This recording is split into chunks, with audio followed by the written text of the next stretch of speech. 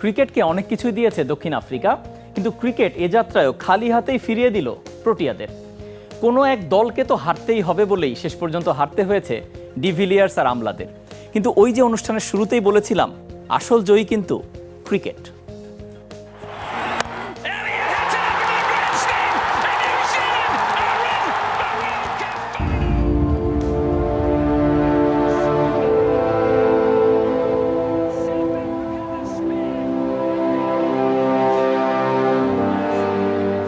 হলো না এবারও। শেষ ওভারের নাটকীয়তায় আবারও চোখের জলে ভাসল প্রোটিয়াদের স্বপ্ন। আর ক্রিকেট বিশ্বে দক্ষিণ আফ্রিকা হয়ে রইল এক দুর্ভাগা দেশের নাম।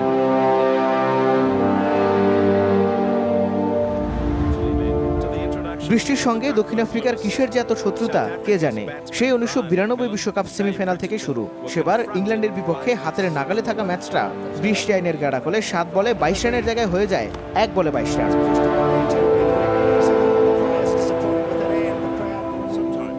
96 বিশ্বকাপে কোয়ার্টার ফাইনাল থেকে বিদায় নেবার পর 1999 বিশ্বকাপে আবারও সেমিতে দক্ষিণ আফ্রিকা।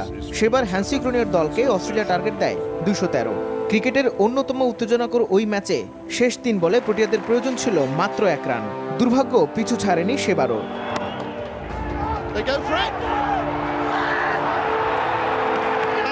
হাতের মুঠোয় থাকা ম্যাচটা টাই করে দক্ষিণ আফ্রিকা, আর রান রেটে দেখতে হয় অস্ট্রেলিয়ার জয়োৎসব। ওই দিন থেকে জোকার শব্দটা গায়ের সঙ্গে একেবারে লেপ্টে যায় দক্ষিণ আফ্রিকার।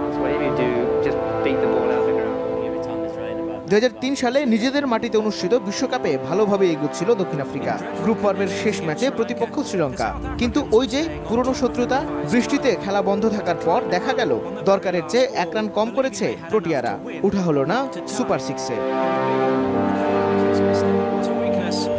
2007 বিশ্বকাপে সেমিফাইনালে অস্ট্রেলিয়ার বিপক্ষে 7 উইকেটে হার মানে গ্রায়াম স্মিথ বাহিনী। ফাইনাল ভাগ্য যে দক্ষিণ আফ্রিকার নেই সেটি আরও পোক্ত হয় 2011 বিশ্বকাপের কোয়ার্টার ফাইনালে নিউজিল্যান্ডের কাছে হেরে। তবে 2015 বিশ্বকাপে ভিন্ন চরিত্রে আবির্ভাব হয় দক্ষিণ আফ্রিকার। অধিনায়ক এভি ডি ভিলিয়ার্সের কাঁধে চড়ে নতুন স্বপ্ন দেখতে শুরু করে প্রোটিয়া ভক্তরা। শেষ 8-এর বাঁধা ডিঙে নিউজিল্যান্ডের সঙ্গে ফাইনালে ওঠার লড়াই। এবার হয়তো পিছু ছাড়বে চোকার শব্দটা, কিন্তু পুরনো শত্রু সেই বৃষ্টি হানা দিল আবারও। যেখানে 350 থেকে 370 রানের স্বপ্ন দেখছিল প্রোটিয়ারা, সেখানে তাদের 7 ওভার আগেই থামতে হয় 281 রানে। ডাকওয়ার্থ লুইসে সেই টার্গেট দাঁড়ায় 298। এরপর বাজে ফিল্ডিং, রান আউটের সুযোগ হাতছাড়া করার সঙ্গে ক্যাচ মিসের মহড়া দিয়ে ম্যাচটি নিউজিল্যান্ডের হাতে তুলে দিয়ে আসে দক্ষিণ আফ্রিকা।